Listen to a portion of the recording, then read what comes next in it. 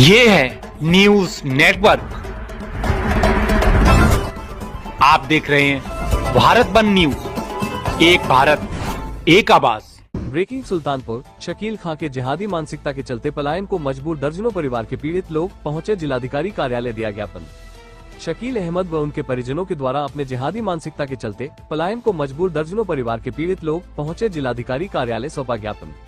बताते चले कि पीड़ित परिजन आज जिलाधिकारी के समक्ष इस बात को लेकर प्रस्तुत हुए और अवगत कराया कि शकील अहमद व उनके दबंग और जिहादी मानसिकता के तहत उनके परिजनों एवं दबंग साथियों के द्वारा आए दिन पूजा अर्चना और रहना खाना पीना मुहाल कर दिया है।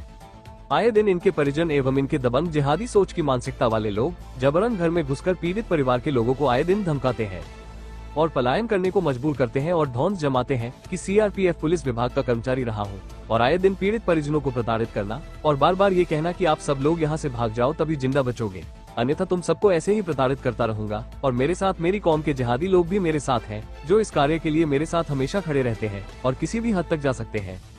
इतना ही नहीं, तुम्हें अभी पता नहीं मेरा संबंध कहाँ कहाँ है। हिंदुस्तान में जितने स्लीपर सेल चलते हैं वे मेरी जानकारी में रहती है, और मैं पहले सिमी का मेंबर था और अब पीएफआई की सक्रिय सदस्यता मेरे पास है।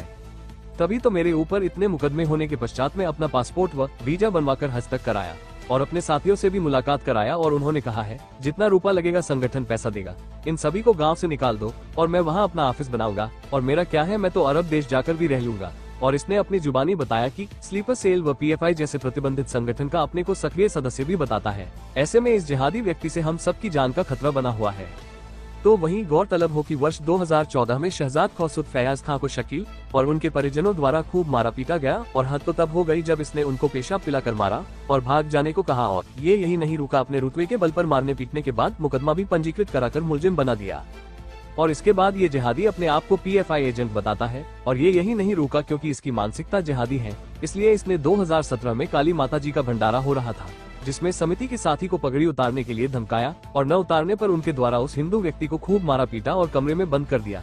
जिसके बाद सूचना पर पहुंची पुलिस से ने इस जिहादी पीएफआई के एजेंट के खिलाफ मुकदमा पंजीकृत किया गया, और जिसमें इसके कई साथियों के नाम भी दर्ज हुए और मुकदमा ट्रायल पर चल रहा है।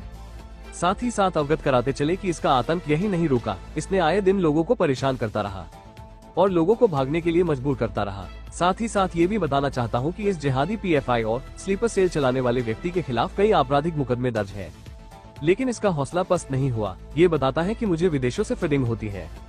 अभी हाल में ही इसने एक दलित भाजपा के कार्यकर्ता मूर्तिकार व उसके परिजनों की पहले तो वहाँ पर मौजूद मूर्ति पूजन कर रहे एक एससी परिवार को पहले तो खूब मारा पीटा और मूर्तियों को क्षतिग्रस्त करने का प्रयास किया, जिस बाबत थाना कुटवार में धारा 307 व अन्य गंभीर धाराओं में मुकदमा दर्ज है, और धमकी दिया है कि सब कुछ छोड़कर भाग जाओ, नहीं तो सबकी हत्या करवा दी जाएगी, और यहाँ किसी को नहीं छोड़ूंगा, यहाँ एक जिहादी स्लीपर सेल पीएफआई का कैंप कार्यालय खोलूंगा। इसकी सूचना जब पुलिस को हुई तो पुलिस ने मौके पर पहुंचकर स्थिति को संभालते हुए मौके पर पुलिस बल तैनात कर दिया। इसके पहले इसकी कई कार्यगुजारियों हैं जो देश विरोधी और असामाजिक कार्य करते रहते हैं। सबसे बड़ी और अहम बात यह है कि जिस व्यक्ति के ऊपर कई मुकदमे दर्ज हो और मुकदमा न्यायालय में प्रचलित हो, उसके बाद भी वो जिहादी व्यक्ति कैसे अपना पासपोर्ट बनवाकर विदेश हज करने जा सकता है, इसकी उच्च स्तर पर जांच की जाए तो बहुत बड़ा खुलासा हो जाएगा, जिसमें इसकी समस्त कार्यगुजारियों उजागर हो जाएंगे और इसका भी प्रमाण मिल जाएगा कि इसके देश विरोधी संगठनों से किस तरह तार जुड़े हुए हैं।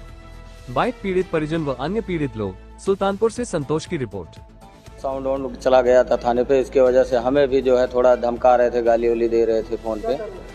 अरे यही कि सामान नहीं छूटेगा, ये हुआ माँ बहन की गाली भी दे रहे थे जी फोन पे जी। कुछ नहीं, अभी तो हम कुछ भी नहीं किए, थाने पे वो जो है एप्लीकेशन दे दिए थे जी, कुछ भी नहीं हुआ अभी। सर जी बड़ी हमारे खेत में पेड़ भी लगाए थे, बड़े बड़े पेड़ थे, उसको ट्रैक्टर से उखड़वा दिया, अब वहाँ तक मेरे इंजन तक कब्जा कर लिया। अगर इंजन न होता तो आगे खेत में भी कब्जा कर लेते। हाँ, हमको बराबर एक बहुत गाली दिया, हमको मारने दौड़े, हमको चद्दर नहीं छाने दिया, बहुत समस्याएं हैं साहब। हर गरीब परिवार को ये मतलब चाहते हैं कि हम लोग निकल जाएं और पूरा का पूरा हम ही कब्जा कर लें। और साहब इनका तो क्या बताएं, अब कहते हैं कि हमारा यहाँ वो है, हम इसमें के रहने वाले हैं, उसमें के रहने वाले हैं, हम तुम सालों को रहने नहीं देंगे। बहुत साफ तरह से करते हैं, हम परेशान है साहब। हाँ परेशान है साहब। अब क्या करें साहब, आप देखिए हमको, हम बुढ़ापे में हमको गाली, हमारी बहन बिटिया को गाली देते हैं। तो इसमें मेन कारण मोंटी और रामचंद्र का हाथ रहेगा। ये लोग धमकी भी देते हैं जो है कि तुम रहो साले, तुमको हम पकड़वा देंगे। अगर हम मोंटी और रामचंद्र का भी हाथ रहता है उसमें, जब मोंटी के ऊपर रामचंद्र का हाथ रहता है तभी मोंटी इतना जो है बढ़ चढ़ के बोलते हैं, नहीं तो उनकी वो जो है क्षमता नहीं है कि इतना बढ़ चढ़ के वो बोल दें। और उनके चाचा लगते हैं। जी जी। और हमारे ऊपर अगर हाथ है तो एक भाजपा नेता का एक ही हाथ है। वही लोग हैं। जी जी सर। जी सर, इसकी हम लोग शिकायत कर दिए और फिर आज भी हम मीडिया के सामने भी ये शिकायत कर रहे हैं कि अगर पकड़े गए, हमारा परिवार में कोई भी सदस्य अगर पकड़ा गया, अगर कोई भी किसी भी प्रकार की अगर घटना होती है तो और शकील मोंटी यही दो लोग जिम्मेदार होंगे। हमारे अगर परिवार के किसी भी सदस्य को अगर कोई भी प्रकार की दुर्घटना होती है तो शकील और मोंटी जिम्मेदार होंगे सर। अच्छा, क्या मामला था, किस लिए आपको लेकर गए थे वो? वहाँ कलेक्टरी में वही पार्क में फोटो खींचा। क्या बताए थे आपको? हमारे को बोले कि शांति व्यवस्था करना चाहता हूँ, अब एप्लीकेशन दे रहा हूँ, दस्तखत कर दो इस पर। और हमने दस्तखत कर दिया। उसके बाद हमें पता नहीं था कि अमित सिंह के खिलाफ मेरे को लिया करे। तो आपको शरण के तहत लेकर आए वो? हाँ, हम चाहते हैं कि जो हमारी से गलती हुई हो। कौन लेकर आया था आपको? हमारे वकील लेकर के आए। क्या कहे थे आपको? बोले कि शांति व्यवस्था का पर एप्लीकेशन दे रहा हूँ, इस पर दस्तखत कर दो। और अब लड़ाई झगड़ा से मैं तंग आ गया हूँ। मेरे दस्तखत करवा लिए, उसके बाद फोटो खिंचवाए पत्रकार से। उस फोटो खींचने के बाद बोले कि हमारे से जाओ। अच्छा, मतलब आपको पता नहीं था किस लिए आपको लेकर आ रहे हैं? हमें पता नहीं था बिल्कुल। अच्छा, मतलब आपको धोखा देकर लेकर चले गए? हमें धोखे में ले आई। क्या नाम है आपका? लल्लन पांडे। कहाँ रहने वाले हैं? बहमत।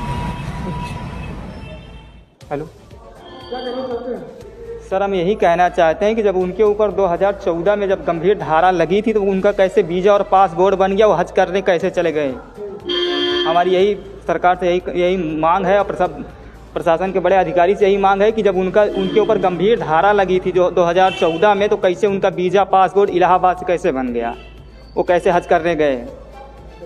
और 17 में भी दंगा हुआ था, उनके ऊपर भी उसमें गंभीर धारा उसमें भी लगी हैं। जी, उनके ऊपर सर कई अन्य मुकदमे भी और चल रहे हैं। कम से कम 15 से 20 मुकदमे उनके नाम जद हैं। जी सर। जी सर, मूर्ति वही उसके हमारे ऊपर भी उनके पूरे परिवार ने हमला किया था जो है 27 तारीख को। जी, उस पर भी जो है धारा लगी है जो है सर। शिकायत किए थे उसकी हम लोग। उसमें सर यही चल रहा है जो है वहाँ से वो क्या कहते हैं अरेस्ट स्टे ले लिए हैं सर जो है हाई कोर्ट से। और फिर भी हम लोगों को धमकाते रहते हैं। कि मतलब जासूचक गाली भी देते रहते हैं वो लोग। और हमारी बहन को और हमारी माँ को भी गाली देते रहते हैं। उनका पूरा परिवार, उनके घर में जितनी लेडीज़ हैं वो भी गाली देती रहती हैं। हमारे माँ और बहन को जासूचक गाली देती हैं। साहेब ऐसा है कि हम कंडी पाते हैं, वो का ना हमारे इशारे नहीं देते, कौन भी करे जाए थे वो का कुछ ना करते, हरदम मारे तंदिया उनके लड़की उनका औरत सकीता है मत कहे। और मूर्ति का मैं सेवा नहीं करे देते हैं। तुरंत 100 नंबर वाला 100 नंबर में गाली देता है कि तू मैं कुछ ना तोहरा ये मैं इधर ना होकर पैर न धर करा। कौन बात करी थे तो मेरे बच्चन के हरदम धमकी करी। हमारे मालिक हमारे देवर के हम पढ़े लिखे ना हम 2 प्राणी है तो मेरे देवर पढ़े लिखे हम सबके पास दौड़ते हैं तो वो उनका हरदम धमकी देते रहते हैं, हरदम गाली देते रहते हैं। कहीं मुड़ी हिला कहीं अरे रहा तो है हम बताओ ये जो है ना PSC लाके चली जात बताओ हाँ हरदम ये सब ये कह रहा थे। हम सब रोटी बनाई थे एकदम दीवार तोड़ दिए हैं, मांस बकरी खोल दें हल्के खा लिए, कुत्ता खा लिए, तब बताए थे तब वो गाल देता है। हाँ कहे तो कहे मैं निसार देवे सीन जाते कुड़वार थाना कब्जा कर ले यहाँ कुछ बोलते नहीं। हाँ हरदम सही धमकी देते रात दिन सो रोटी खा लेटा बैठा पहाड़ के यहाँ कैमरा लगा दे हमारे घर में सब छुए। हाँ कि चाहे सूखी रोटी बनाई चाहे सब्जी बनाई सब देखा था। पौड़ब लेटा भारू कहते हैं, कहाँ पौड़ी कहाँ बैठे हमारे सब हड़प लेता है वो जो ना माही वह भगावा चाहता है। हाँ पूजा माता जी का पूजा करी थे वो माँ हले नहीं देते।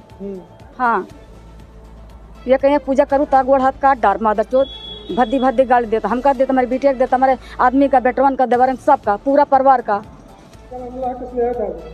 जी सर जी सर हम इसलिए आए हैं कि शकील अहमद जो है उनका लड़का जो है अफजल और शकील अहमद वो बताते हैं कि हमारा बाहर से बाहर विदेश से हमारा कांटेक्ट है, हम तुम लोगों को जब तक साले यहाँ से भगा नहीं देंगे, जब तक तुम्हारा पलायन नहीं कर देंगे तब तक मेरे दिल को तसल्ली नहीं होगी सर। और सर उसके नाम से कई मुकदमे वांछित हैं सर। और इसके पहले हमारे गांव के एक शहजाद हैं उनको जो है 26/4/2014 में बहुत मारा पीटा था, तब से उसका जो है चौंधा बढ़ गया है सर। जिसकी किसी की ज़मीन हड़प ले रहा है, किसी की जो है मार पीट रहे हैं सर। तो सर जो है इस आदमी से हम 80 परिवार से सब बहुत पीड़ित हैं इस आदमी से, और हमको डर है सर कि हमको ये मार सकता है कभी भी रास्ते बिरास्ते। और जब से आए हैं जो सर घर पे ये लोग हमको घूरते रहते हैं और कहते हैं कि हमारा जो है बाहर से कांटेक्ट है, सिमी से मतलब सिमी परिवार से हम हैं, साले तुमको मार डालेंगे या तो ज़मीन छोड़ दो। तो सर हमारी पुश्तैनी ज़मीन है सर, अगर सर हम छोड़ के आखिर कहाँ को जाएं? जी सर जी सर हम सिटी मजिस्ट्रेट को डीएम साहब ने ऑर्डर किया कि आप सिटी मजिस्ट्रेट को दे दीजिए, तो हम अपना ही दे रहे हैं इनको। हाँ और सर इसको जो है उच्च अधिकारियों से जो है जल्द से जल्द चाहे आज सर जी इसका तत्काल जो है थोड़ा सा मुआयना करा दिया जाए सर, तो हम लोग मार डालेंगे किसी तो हाँ सर जी बड़ी हमारे खेत में पेड़ भी लगाए थे, बड़े बड़े पेड़ थे, उसको ट्रैक्टर से उखड़वा दिया। अब वहाँ तक मेरे इंजन तक कब्जा कर लिया, अगर इंजन न होता तो आगे खेत में भी कब्जा कर लेते। हाँ हमको बराबर एक बहुत गाली दिया, हमको मारने दौड़े, हमको चद्दर नहीं छाने दिया, बहुत समस्याएं हैं साहब। हर गरीब परिवार को ये मतलब चाहते हैं कि हम लोग निकल जाएं और पूरा का पूरा हम ही कब्जा कर लें। और साहब इनका तो क्या बताएं, अब कहते हैं कि हमारा यहाँ वो है, हम इसमें के रहने वाले हैं, उसमें के रहने वाले हैं, हम तुम सालों को रहने नहीं देंगे। बहुत साफ तरह से करते हैं, हम परेशान है साहब। हाँ परेशान है साहब। अब क्या करें साहब, आप देखिए हमको, हम बुढ़ापे में हमको गाली, हमारी बहन बिटिया को गाली देते हैं। साउंड वाउंड चला गया था थाने पे, इसके वजह से हमें भी जो है थोड़ा धमका रहे थे, गाली उली दे रहे थे फ़ोन पे। अरे यही कि सामान नहीं छूटेगा, ये हुआ माँ बहन की गाली भी दे रहे थे जी फ़ोन पे। जी कुछ नहीं, अभी तो हम कुछ भी नहीं किए, थाने पे वो जो है एप्लीकेशन दे दिए थे जी, कुछ भी नहीं हुआ अभी जी। अगर आप ये वीडियो YouTube पर देख रहे हैं तो हमारा चैनल सब्सक्राइब कर लें और बेल आइकन का बटन दबाना ना भूलें। और अगर आप ये वीडियो Facebook पर देख रहे हैं तो हमारे पेज को लाइक जरूर करें।